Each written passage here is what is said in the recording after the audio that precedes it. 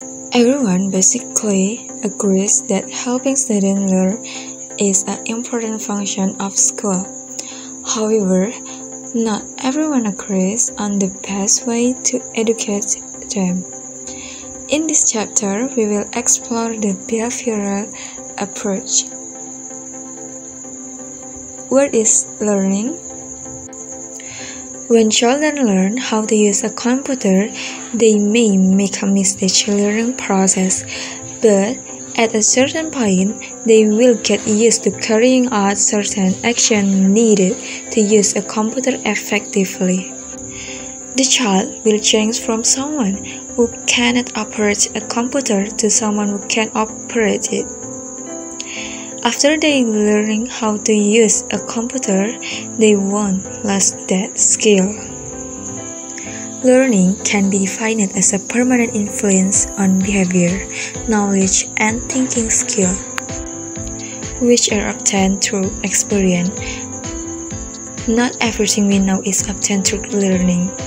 We inherit some test abilities are present from birth, not learn it. So, an approach to learning is needed, one of which is a behavioral approach.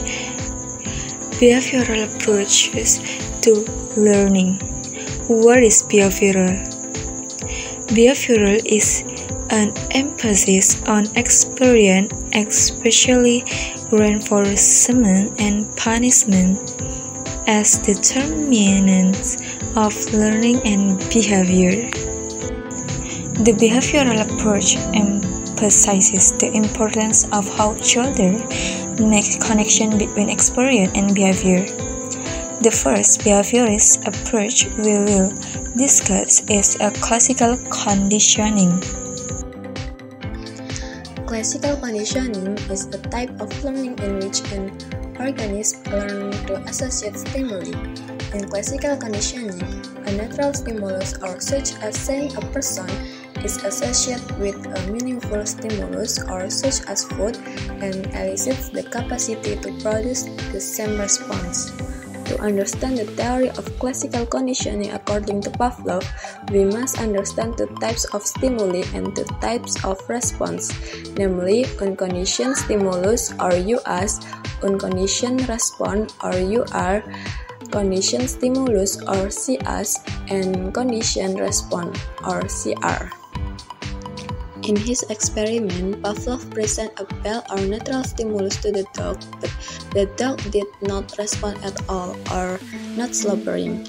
When presented with food or unconditioned stimulus, the dog responded or slobbering. Then Pavlov did conditioning by presenting the bell and food together. It made the dog respond or slobber. So after conditioning, Pavlov only presented the bell. That alone could make the dog respond or slobber. Classical conditioning can be both negative and positive experience within the child in the classroom. For example, a song may be neutral to a student until the student joins with other students to sing it accompanied by positive feelings. Children will feel fear in class if they associate class with reprimands, and therefore reprimands or critique becomes a CS for fear. Classical conditioning can also occur in the test anxiety. For example, the child fails an exam and is reprimanded. This will produce anxiety, after which the child associates the exam with anxiety, thus becoming a CS or conditioned stimulus.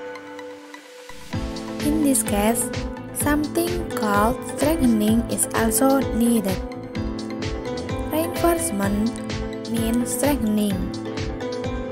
In terms of positive reinforcement, the frequency of response increase because it is followed by a supportive stimulus or rewarding. For example, when the teacher's positive comments improve students' writing behavior, likewise by praising parents for attending a parent meeting. The teacher may encourage them to attend another meeting in the future. According to Firman, 2002, in negative reinforcement, the response frequency increases because it is followed by the removal of a detrimental or unpleasant stimulus. For example, a father nags his child to do his homework. He keeps nagging, and in the end, the boy got tired of listening to the nagging and doing his homework. This response is carried out by the child in order to eliminate the unpleasant stimulus, namely the father scolding. The difference between positive and negative reinforcement is that in positive reinforcement, something is added or obtained. Meanwhile, in negative reinforcement, something is reduced or eliminated. To change negative reinforcement, punishment is needed because punishment can reduce the probability of the behavior occurring.